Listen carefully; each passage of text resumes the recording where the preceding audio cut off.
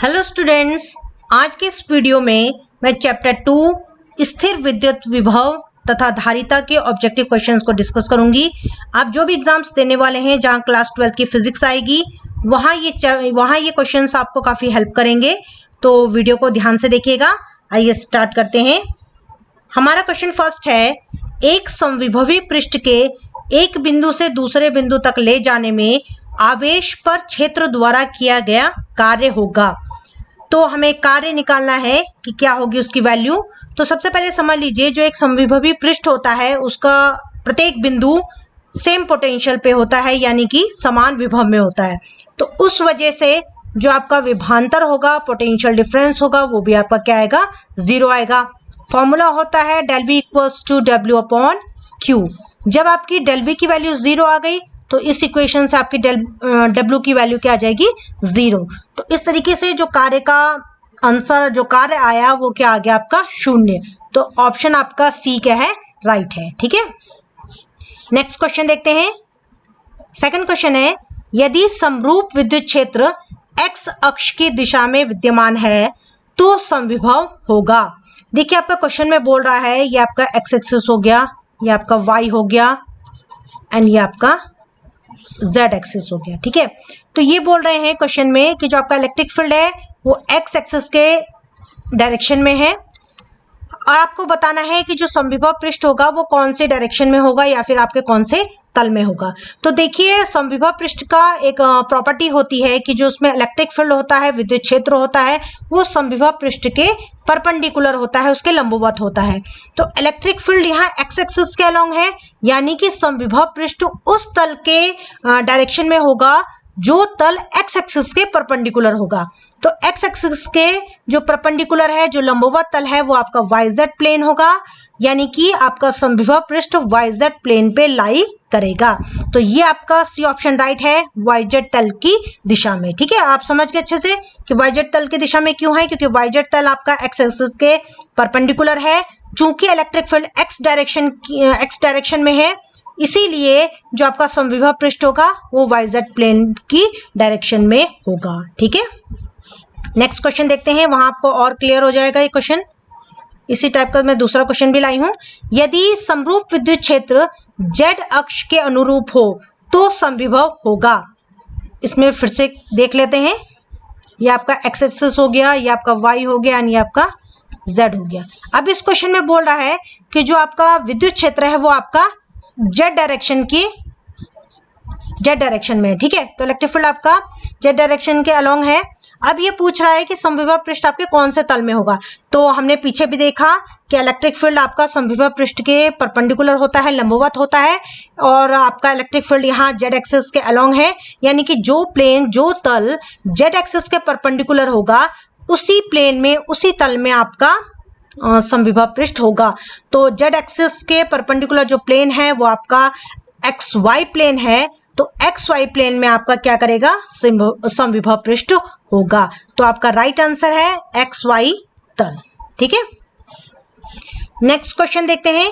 Question fourth है, यदि दो आवेशों की दूरी बढ़ा दी जाए तो आवेशों के विद्युतीय स्थितिज ऊर्जा का मान। तो इसमें ऑप्शन दे रखे हैं कि क्या होगा। तो देखिए, दो आवेशों का जो सिस्टम होता है, दो आवेशों का जो निकाय होता है, उस केस में पोटेंशियल एनर्जी, स्थितिज ऊर्जा का फॉर्मूला होता है 1/4πε0 Q1 Q2 divided by R। तो इस फॉर्मूले से हमें ये तो पता चल रहा है कि स्थितिज ऊर्जा आपके R के इन्वर्सली प्रोपोर्शनल है, लेकिन स्थितिज ऊर्जा सिर्फ R पे ही डिपेंड नहीं करती, वो इस बात पे भी डिपेंड करती है कि आवेश कैसे साइन के हैं। यानी कि अगर सेम साइन के हुए तो स्थितिज ऊर्जा क्या होगा, और अगर ऑपोजिट साइन के हुए आपके चार्जेस तो उस केस में स्थितिज ऊर्जा क्या होगी, इस बात पे भी स्थितिज ऊर्जा डिपेंड करती है। ठीक है, तो देखिए, सपोज आपका सेम साइन के दो चार्जेस को रखा गया है, माइनस माइनस ले लीजिए या फिर आप पॉजिटिव पॉजिटिव ले लीजिए। ठीक है, क्योंकि अब ये साइन आपके सेम है तो इनके बीच में कैसा फोर्स लगेगा, रिपल्शन का, यानी प्रतिकर्षण बल लगेगा। और यहाँ क्वेश्चन में क्या बोल रहा है आपको, क्वेश्चन में कह रहा है कि आवेशों की दूरी बढ़ा रहे हैं, तो यहाँ प्रतिकर्षण बल के कारण सिस्टम द्वारा कार्य किया जाएगा। समझ रहे हैं बात को? प्रतिकर्षण बल के कारण यहाँ सिस्टम द्वारा कार्य किया जा रहा है, तो इस वजह से जो स्थितिज ऊर्जा होगी वो क्या होगी? घटेगी। समझ गया बात को? और अगर आपके दो चार्जेस जो हैं वो ऑपोजिट साइन के हुए, यानी कि एक पॉजिटिव है और दूसरा आपका अगर नेगेटिव है, तो इन दोनों के बीच में जो फोर्स लगेगा वो आपका अट्रैक्शन का लगेगा, ठीक है, यानी कि आकर्षण बल लगेगा। लेकिन क्वेश्चन में बोल रहे हैं कि आवेशों की दूरी को बढ़ाया जा रहा है। अगर आप आवेशों की दूरी को बढ़ा रहे हैं तो हमें क्या करना पड़ेगा? इस फोर्स ऑफ अट्रैक्शन, इस आकर्षण बल के अगेंस्ट कार्य करना पड़ेगा, यानी कि हमें सिस्टम पर कार्य करना पड़ेगा। और जब हमें सिस्टम पर कार्य करना पड़ेगा तो सिस्टम की जो आपका ये निकाय है उसकी स्थितिज ऊर्जा क्या होगी? आपकी बढ़ जाएगी। तो यहाँ हमने देखा घट भी सकती है स्थितिज ऊर्जा और बढ़ भी सकती है। तो आपका ऑप्शन डी करेक्ट होगा, यानी कि बढ़ भी सकता है और घट भी सकता है। और एक्सप्लेनेशन मैंने आपको दे दिया है। ये बात ध्यान रखिएगा, यू सिर्फ आर पे ही डिपेंड नहीं करता, वो इस बात पे भी डिपेंड करता है कि आपके साइंस सेम साइन है, चार्जेस आपके सेम साइन के हैं या ऑपोजिट साइन के, ठीक है। तो आइए नेक्स्ट क्वेश्चन देखते हैं। क्वेश्चन 5 है आपका, अलग अलग त्रिज्याओं के दो गोलों पर समान आवेश दिए जाते हैं तो विभव होगा, ठीक है। तो हमें पता है फॉर्मूला, V इक्वल्स टू होता है 1/4 pi epsilon not Q upon R, यानी कि V R के इन्वर्सली प्रोपोर्शनल है, यानी कि जिसका रेडियस, जिसकी त्रिज्या छोटी होगी उसका पोटेंशियल ज्यादा होगा। छोटी त्रिज्या का मतलब क्या है? छोटा गोला, यानी छोटा गोला जो होगा उस पे विभव अधिक होगा। तो ए ऑप्शन आपका राइट है कि छोटे गोले पर आपका विभव ज्यादा होगा, ठीक है। नेक्स्ट क्वेश्चन देखते हैं। प्रत्येक 8 त्रिज्या तथा Q आवेश से आवेशित 8 छोटी बूंदों को मिलाकर एक बड़ा बूंद बनाया जाता है। तो बड़े बूंद के विभव तथा छोटे बूंद के विभव का अनुपात है। देखिए क्वेश्चन में आपको बोल रहा है आपके पास 8 छोटी बूंदें हैं, 1 2 3 4 5 6 7 8, ये आपके पास बूंदें हैं। इन सब का आपका रेडियस दिया गया है, त्रिज्या दी गई है कितनी? R। इसकी भी R है, इसकी भी R है, इसकी भी R है, सबके आपके R है, ठीक है। और इन पे जो आवेश दिया गया है वो भी आपका सेम है, सब पे Q Q Q, और इन सब पे भी आपका Q Q है। अब इन 8 बूंदों को मिला के एक बड़ी बूंद बनाई जा रही है, ठीक है, एक बड़ी बूंद बनाई जा रही है। तो ये कह रहा है कि इस बूंद का जो विभव होगा, और इनमें से किसी भी एक बूंद को ले लीजिए, क्योंकि सारी बूंदें तो आपकी बराबर हैं, त्रिज्या बराबर है, आवेश बराबर दिया गया है, तो किसी भी एक बूंद का, छोटी बूंद का, इनका जो अनुपात होगा वो क्या होगा, आपको ये फाइंड आउट करना है। तो इस पे जो बड़ी बूंद है उसका विभव हम V भी मान लेते हैं, और जो छोटी बूंद है किसी भी एक पे हम विभव मान लेते हैं VS, S for small, B for big, ठीक है। तो आइए इस क्वेश्चन को करते हैं। देखिए ये जो 8 बूंदें हैं, अगर हम इनका वॉल्यूम मिला देंगे तो वो इस बड़ी बूंद के वॉल्यूम के बराबर होगा, क्योंकि आयतन तो चेंज नहीं होगा, ठीक है, आयतन आपका सेम रहेगा। यानी कि आप लिख सकते हो 4/3 पाई, अब यहाँ त्रिज्या दी नहीं है, हम यहाँ कैपिटल R सपोज कर लेते हैं, ठीक है। तो बड़ी बूंद के लिए लिख रहे हैं हम, इसका वॉल्यूम लिख रहे हैं, इसका आयतन लिख रहे हैं बड़ी बूंद के लिए, जो जगह 4/3 पाई R क्यूब। छोटी बूंद के लिए क्या हो जाएगा? 4/3 पाई, और त्रिज्या दी गई है सबकी स्मॉल r, तो जगह स्मॉल r क्यूब। क्योंकि 8 बूंदें हैं तो ये 8 से मल्टीप्लाई हो जाएगा। अब इसको सॉल्व कर लीजिए, 4/3 कैंसिल हो जाएगा, पाई पाई कैंसिल हो जाएगा, यहाँ से कैपिटल R की वैल्यू कितनी आ जाएगी आपकी? 2 स्मॉल r। अब आपको रेशियो निकालना है, तो आप रेशियो निकालिए VB/VS, यानी बड़ी बूंद पे जो विभव है डिवाइडेड बाय जो छोटी बूंद पे विभव है उसको। तो विभव का फॉर्मूला हमें पता है क्या होता है? 1/4 पाई एप्सिलॉन नॉट, यहाँ लिख लेते हैं, इसको मैं मिटा देती हूँ, ठीक है, इस एक्सप्रेशन की हमें जरूरत पड़ेगी। हाँ, VB/VS, तो पोटेंशियल का फॉर्मूला होता है 1/4 पाई एप्सिलॉन नॉट, जो बड़ी बूंद के लिए चार्ज हम मान लेते हैं सपोज कैपिटल Q, तो ये जाएगा capital Q divided by R, यहाँ कैपिटल R है, ठीक है, होल डिवाइडेड बाई छोटी बूंद पे जो विभव होगा उसका फॉर्मूला होगा 1/4 पाई एप्सिलॉन नॉट, छोटी बूंद पे जो चार्ज है वो आपका स्मॉल Q है, और जो त्रिज्या है वो आपकी स्मॉल r है। ठीक है, तो यहाँ देखिए ये आपका पूरा कैंसिल हो जाएगा। यहाँ से आपको मिल जाएगा capital Q divided by capital R into Q small q, और स्मॉल r आपका ऊपर चला जाएगा न्यूमरेटर में। तो यहाँ सॉल्व करते हैं आगे। इसको आगे सॉल्व करिए तो कैपिटल Q जो है आपका वो बड़े बूंद पे जो चार्ज है वो है। तो हमें चार्ज की प्रॉपर्टी पता है, चार्ज की एक प्रॉपर्टी होती है एडिटिव प्रॉपर्टी ऑफ चार्ज, यानी कि आवेशों की योज्यता। तो उसके अकॉर्डिंग आपका जो चार्ज है वो सिंपली ऐड हो जाता है, यानी कि जो बड़ी बूंद पे चार्ज होगा वो आपकी छोटी छोटी बूंदों पे जो चार्जेस है, ये जितने आपके क्यू क्यू चार्ज हैं सब ये सब ऐड हो जाएंगे, तो वो आपका कैपिटल Q के बराबर हो जाएगा। यानी कैपिटल Q आपका बराबर होगा किसके? 8Q के। ठीक है, ध्यान रखिएगा क्योंकि 8 बूंदों से मिलकर आपके बड़ी बूंद बनी है, तो 8 बूंदों पे जितना आवेश है सबको जोड़ देंगे, वो आपका कैपिटल Q के बराबर हो जाएगा। तो कैपिटल Q की जगह लिख देंगे आप 8Q, स्मॉल r को एज इट इज रहने देंगे। कैपिटल R की अभी हमने वैल्यू निकाली 2 इंटू स्मॉल r, नीचे स्मॉल q को रहने देंगे, q q कैंसिल हो जाएगा, r r कैंसिल हो जाएगा, 2 4 जा 8। तो रेशियो आएगा आपका कितना? 4:1। तो यानी आपका बी ऑप्शन आपका करेक्ट है। ठीक है, अब नेक्स्ट क्वेश्चन बढ़ते हैं। नेक्स्ट क्वेश्चन है आपका, एक धनावेश को निम्न विभव के क्षेत्र से उच्च विभव के क्षेत्र में ले जाया जाता है। आवेश की स्थितिज ऊर्जा, आपको ये कह रहा है कि जो धनावेश है उसको आप निम्न विभव से उच्च विभव में ले जा रहे हैं, यानी कि आपका विभव बढ़ रहा है। ठीक है, तो स्थितिज ऊर्जा पे क्या फर्क होगा? तो ये फॉर्मूला आपको पता होना चाहिए, U = QV। इस फॉर्मूले के अकॉर्डिंग अगर आपका V बढ़ेगा तो U भी क्या करेगा? बढ़ेगा, क्योंकि U डायरेक्टली प्रोपोर्शनल, U आपका डायरेक्टली प्रोपोर्शनल है किसके? V के। V बढ़ेगा तो U भी बढ़ेगा, यानी कि स्थितिज ऊर्जा क्या होगी? आपकी बढ़ेगी। ऑप्शन ए आपका राइट है। नेक्स्ट क्वेश्चन देखिए, विद्युत क्षेत्र E तथा विभव V में संबंध होता है। तो ये फॉर्मूला होता है E = -dV/dx। इस फॉर्मूले को याद कर लीजिएगा, कहीं कहीं बुकों में आपका E = -dV/dr भी दिया गया होता है।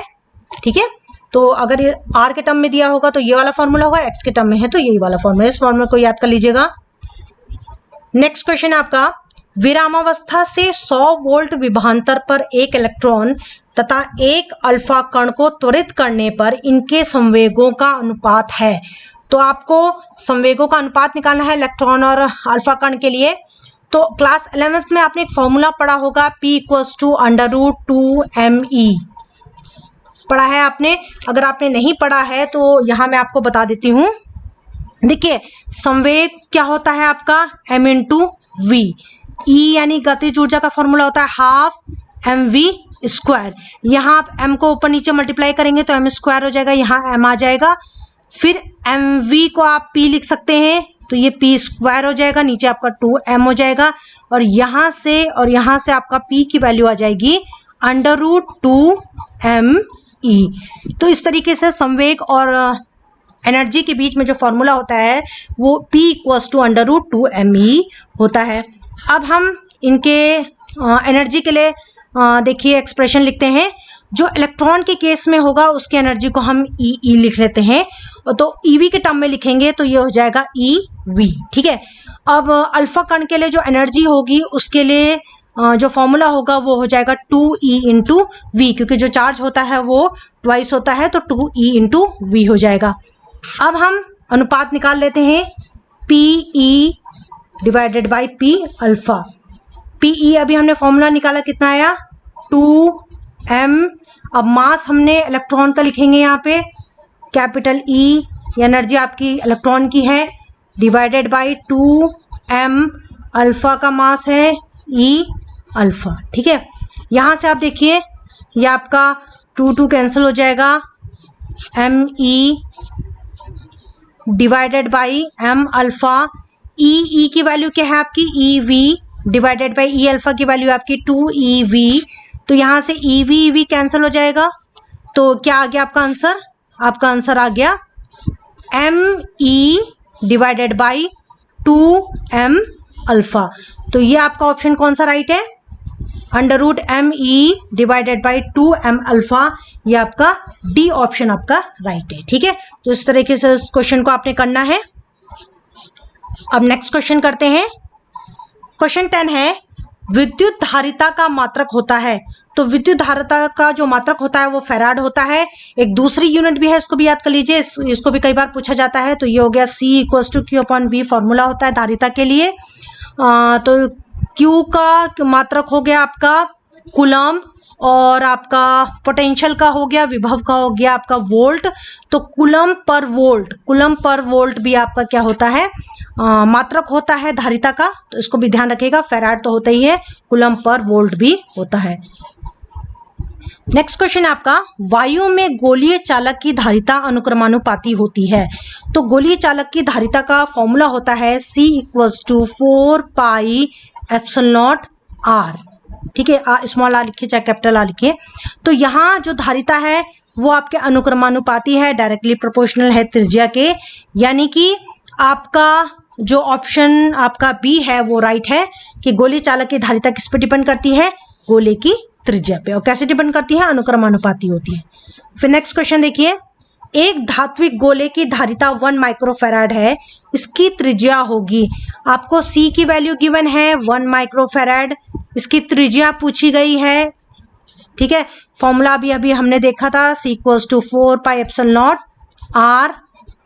तो यहाँ से R की वैल्यू निकालेंगे, 4πε0 यहाँ अपॉन में आ जाएगा =R। ठीक है, C की वैल्यू है 1 माइक्रोफैराड, इसको फैराड के टर्म में लिखेंगे तो ये हो जाएगा 10⁻⁻6 डिवाइडेड बाई 1/4πε0। 1/4πε0 की वैल्यू होती है आपकी 9 × 10⁻9। ठीक है, तो इसको सॉल्व करिए, हो जाएगा 9 × यहाँ आपका -6 है, +9 है, तो हो जाएगा आपका 3। तो R की वैल्यू आ गई 9 × 10⁻3, ये आपका मीटर में है, किलोमीटर में कन्वर्ट करेंगे तो R की वैल्यू आ गई आपकी 9 किलोमीटर। तो आपका ऑप्शन ए राइट है, 9 किलोमीटर। ठीक है, अब 13 क्वेश्चन देखते हैं। किसी संधारित्र की धारिता व्युत्क्रमानुपाती होती है। तो देखिए, जो संधारित्र की धारिता होती है वो आपके प्लेट के क्षेत्रफल के अनुक्रमानुपाती होती है। प्लेटों के बीच के माध्यम की परावैद्युता के भी अनुक्रमानुपाती होती है। प्लेटों के बीच की दूरी के व्युत्क्रमानुपाती होती है। तो आपका सी ऑप्शन आपका राइट है। ठीक है, जो आपकी धारिता होती है संधारित्र की, वो प्लेटों के बीच की दूरी के व्युत्क्रमानुपाती होती है। क्वेश्चन 14 है, 10 माइक्रोफैराड धारिता वाले संधारित्र को 5 वोल्ट तक आवेशित किया जाए तो उस पर आवेश होगा। यहाँ आपको C की वैल्यू गिवन है, V की वैल्यू गिवन है, आपको Q की वैल्यू निकालनी है। तो फॉर्मूला है C = Q/V। यहाँ से Q की फॉर्मूला आ जाएगा CV। C की वैल्यू दी गई है 10 माइक्रोफैराड, 10 माइक्रोफैराड फैराड में कन्वर्ट करेंगे, इनटू V की वैल्यू दी गई है 5। तो ये आंसर आ जाएगा आपका 50 × 10⁻6 कूलम। तो ऑप्शन आपका बी राइट है, 50 × 10⁻6 कूलम। नेक्स्ट क्वेश्चन देखते हैं। समांतर प्लेट संधारित्र के प्लेटों के बीच परावैद्युत पदार्थ डालने पर संधारित्र की धारिता, ये कह रहे हैं संधारित्र की धारिता पे क्या फर्क पड़ेगा जब आप पैरेलल प्लेट कैपेसिटर के बीच में आप कोई परावैद्युत पदार्थ रख रहे हैं, तो उस केस में धारिता पे क्या फर्क पड़ेगा। तो देखिए, हमने पढ़ा भी होगा, आपने पढ़ा है कि जब हम समांतर प्लेट संधारित्र की प्लेटों के बीच परावैद्युत पदार्थ को रखते हैं तो संधारित्र की धारिता बढ़ती है। पर कैसे बढ़ती है उसको भी देख लेते हैं। देखिए, जब हम परावैद्युत पदार्थ को रखते हैं तो उस केस में जो नेट इलेक्ट्रिक फील्ड होता है, परिणामी जो आपका विद्युत क्षेत्र होता है, वो आपका डिक्रीज हो जाता है, घट जाता है।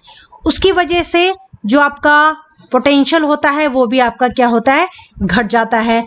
अब फॉर्मूला आता है C = Q/V, यानी कि C V के इन्वर्सली प्रोपोर्शनल है। मतलब V अगर आपका घटेगा तो C आपका बढ़ेगा। तो इस तरीके से हमने देखा कि जब हम परावैद्युत पदार्थ को प्लेटों के बीच में रखते हैं तो किस तरीके से आपकी धारिता बढ़ती है। ठीक है, तो ऑप्शन ए आपका राइट है। नेक्स्ट क्वेश्चन देखिए, एक समांतर प्लेट संधारित्र के प्लेटों के बीच अभ्रक की एक पतली प्लेट रख देने पर उसकी धारिता, अब फिर वो पूछ रहा है कि आपकी प्लेट है, पैरेलल प्लेट कैपेसिटर है, इसके बीच में आपने अभ्रक को रख दिया है। अभ्रक आपका डाइलेक्ट्रिक मटेरियल होता है यानी परावैद्युत पदार्थ होता है। और अभी अभी हमने देखा कि जब हम परावैद्युत पदार्थ को किसी पैरेलल प्लेट कैपेसिटर्स के बीच में रखते हैं, प्लेट्स के बीच में रखते हैं, तो आपकी धारिता बढ़ जाती है। तो ऑप्शन ए आपका राइट है कि जब आप अभ्रक को रखेंगे इन प्लेट्स के बीच में तो आपकी धारिता, जो संधारित्र की धारिता है, वो बढ़ जाएगी। नेक्स्ट क्वेश्चन है, किसी वस्तु का परावैद्युत स्थिरांक हमेशा अधिक होता है। तो इस क्वेश्चन को जरा देख लीजिए, ढंग से देखिएगा। जो परावैद्युत स्थिरांक होता है, डाइलेक्ट्रिक कांस्टेंट होता है, उसका फॉर्मूला होता है K = E0 अपॉन E, जहां E0 आपका वो इलेक्ट्रिक फील्ड है जब आपका डाइलेक्ट्रिक मटेरियल नहीं रखा गया है। E आपका वो इलेक्ट्रिक फील्ड है, वो नेट इलेक्ट्रिक फील्ड है जब आपका डाइलेक्ट्रिक मटेरियल यानी परावैद्युत पदार्थ को रखा गया है। तो देखिए E की वैल्यू हमेशा आपकी हमेशा क्या होगी, E0 से कम होगी। ठीक है, जब आप परावैद्युत पदार्थ को, अभी हमने पिछले क्वेश्चन में भी देखा कि जब हम परावैद्युत पदार्थ को रखते हैं तो नेट इलेक्ट्रिक फील्ड की वैल्यू क्या होती है, कम हो जाती है। तो जो नेट इलेक्ट्रिक फील्ड है E डाइलेक्ट्रिक पदार्थ को रखने पे, तो वो आपकी E0 से हमेशा क्या होगी, कम होगी, या तो E0 के बराबर होगी। अब दोनों ही केस में, पहले केस में अगर पहला केस हुआ तो K की वैल्यू आपकी हमेशा क्या होगी, 1 से ज़्यादा आएगी, और दूसरे केस में K की वैल्यू आपकी 1 आएगी। तो आंसर आपका होना चाहिए था कि परावैद्युत स्थिरांक आपका हमेशा 1 या 1 से अधिक होगा, लेकिन ऑप्शन यहाँ आपका 1 से अधिक वाला दिया गया है, तो इसलिए सी ऑप्शन आपका राइट होगा। ध्यान रखिएगा कि जो परावैद्युत स्थिरांक होता है वो हमेशा आपका 1 हो सकता है या 1 से अधिक हो सकता है। तो सी ऑप्शन आपका यहाँ करेक्ट होगा, क्योंकि यहाँ दिया नहीं गया है कि 1 वाला ऑप्शन भी कि 1 के बराबर होना चाहिए। क्वेश्चन 18 है, यदि संधारित्र के प्लेटों के बीच धातु की एक छड़ घुसा दी जाए तो उसकी धारिता हो जाएगी। अब आप इस केस में धातु की एक छड़ को, डाइलेक्ट्रिक मटेरियल को यहाँ घुसा रहे हैं प्लेट्स के बीच में, और जो मेटल होता है, जो धातु होता है, उसके केस में जो धारिता होती है मेटल की, वो क्या होती है आपकी, इनफाइनाइट होती है, अनंत होती है। ये हमने पिछले वीडियो में भी देखा था।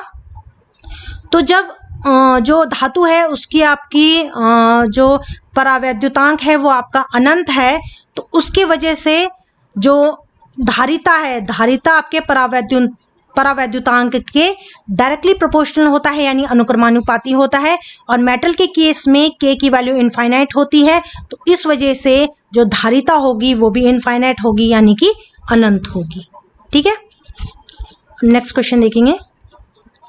5 माइक्रोफैराड धारिता वाले संधारित्र को 20 किलोवोल्ट तक आवेशित करने में आवश्यक ऊर्जा का मान है। तो यहाँ आपको C की वैल्यू गिवन है, आपको V की वैल्यू गिवन है, U की वैल्यू आपको फाइंड आउट करनी है। तो U का फॉर्मूला CV के टर्म में होता है, U = ½ CV²। तो सिंपल वैल्यूज को पुट कर लीजिए। C की वैल्यू है 5 माइक्रोफैराड, 5 × 10⁻⁻6 फैराड में लिखेंगे, तो माइक्रो की जगह 10⁻⁻6 आ जाएगा। V की वैल्यू है 20 किलो वोल्ट, तो 20 इसको वोल्ट में कन्वर्ट करेंगे तो 20 × 10⁻³ का होल स्क्वायर। ठीक है, फिर इसको आगे सॉल्व करते हैं। देखिए 10⁻⁻6 है, ये 10⁻6 हो जाएगा, तो ये कैंसिल हो जाएगा। तो आपका 1/2 × 5 × 20 × 20 हो जाएगा आपका 400। इसको काटिए, ये हो जाएगा 2 × 2 = 4, 00, तो ये आपका आ जाएगा 5 × 2 = 10, और ये आपके 00 ऑलरेडी है। और ये आपका जूल है, तो इसको आप 1 किलो जूल भी लिख सकते हैं, यानी कि ए ऑप्शन आपका करेक्ट है। ठीक है, क्वेश्चन 20 आपका, यदि कई संधारित्र उपलब्ध हो तो उनके समूह से उच्चतम धारिता प्राप्त करने के लिए उन्हें जोड़ना चाहिए। तो देखिए, जब आपके पास कई संधारित्र उपलब्ध होते हैं तो अगर आपको मैक्सिमम आपको कैपेसिटेंस चाहिए, उच्चतम अगर आपको धारिता चाहिए, तो उस केस में आपको जो संधारित्र है वो समांतर क्रम में जोड़ना चाहिए, क्योंकि उसकी धारिता का फॉर्मूला होता है सी इक्विवेलेंट, तुल्य धारिता का फॉर्मूला होता है C1 plus C2 plus C3 and so on, जितने भी होंगे सिंपली ऐड होते जाएंगे। तो पैरेलल के केस में, समांतर क्रम के केस में जो आपको धारिता मिलेगी वो आपको मैक्सिमम मिलेगी, अधिकतम मिलेगी। ठीक है, नेक्स्ट क्वेश्चन है आपका, दो संधारित्र जिसमें प्रत्येक की धारिता C है, श्रेणी क्रम में जुड़े हैं, उनकी तुल्य धारिता है। तो जो श्रेणी क्रम में जब आपके संधारित्र को जोड़ा जाता है तो उसके लिए जो इक्विवेलेंट का फॉर्मूला होता है वो होता है 1/C इक्विवेलेंट, यानी तुल्य धारिता कहते हैं उसको। ठीक है, तो ये हो जाएगा 1/C1 प्लस 1/C2, सीरीज में कनेक्ट है आपके ये। ठीक है, इस तरीके से फॉर्मूला ये होता है आपका। यहाँ से C इक्विवेलेंट सिंपल निकाल लीजिए, आप एलसीएम लेंगे, इसको सॉल्व करेंगे तो इसको आप ऐसे भी लिख सकते हैं C1 into C2 divided by C1 plus C2। C1 C2 दोनों की वैल्यू C दी गई है, तो ये हो जाएगा आपका C स्क्वायर, नीचे हो जाएगा आपका 2C, C कैंसिल हो जाएगा तो आपका क्या बचेगा C/2। तो ऑप्शन आपका C करेक्ट है, C/2। नेक्स्ट क्वेश्चन देखते हैं, 1 माइक्रोफैराड धारिता के दो संधारित्र समांतर क्रम में जुड़े हैं और इनके श्रेणी क्रम में 0.5 माइक्रोफैराड का तीसरा संधारित्र जुड़ा है, तो परिणामी धारिता होगी। अब ये देखिए, 1 माइक्रोफैराड के जो आपके दो संधारित्र हैं वो समांतर क्रम में जुड़े हैं, तो सीधा आप इनको ऐड कर लीजिए, ये आपका 2 माइक्रोफैराड हो जाएगा, इसको C' मान लेते हैं। अब जो आपका तीसरा है उसको हम C" मान लेते हैं, 0.5 माइक्रोफैराड। ये कह रहा है ये दोनों के दोनों अब आपके कैसे जुड़े हैं, आपके श्रेणी क्रम में जोड़े गए हैं। तो फॉर्मूला हो जाएगा आपका C इक्विवेलेंट, 1/C इक्विवेलेंट हो जाएगा 1/C' प्लस 1/C"। यहाँ से आप C इक्विवेलेंट को लिख सकते हैं C' प्लस C"। वैसे आप सीधा भी कर सकते थे, पर मैंने आपको समझाने के लिए इसको किया है।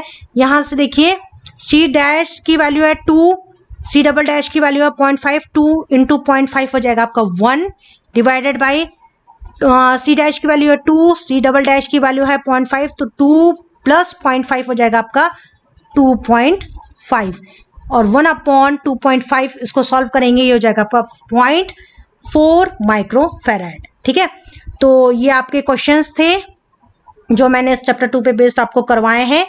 और एक वीडियो है मेरा जिसमें मैंने आपको जब आपके संधारित्र श्रेणी क्रम में या फिर आपके जब समांतर क्रम में जोड़े जाते हैं तो उसके लिए कैसे आप क्वेश्चंस को सॉल्व करोगे, तो वहाँ मैंने आपको काफ़ी अच्छे से समझाया है। तो वो वीडियो भी आपको काफ़ी हेल्प करेगा, जिससे आपको जब आपको नेटवर्क दिया जाएगा जहाँ आपको बहुत सारे कैपेसिटर कनेक्ट होंगे सीरीज़ में या फिर पैरेलल में या फिर मतलब इनके कॉम्बिनेशन जो होगा, तो वहाँ आपको इजीली वो क्वेश्चंस आप देख के आप उसको कर पाओगे। तो उन क्वेश्चंस को ज़रूर ट्राई करिएगा। उस वीडियो का लिंक मैं आपको डिस्क्रिप्शन बॉक्स में सेंड कर दूँगी, तो उसको ज़रूर ट्राई कीजिएगा। ठीक है, तो आज के लिए इतना ही। Thank you.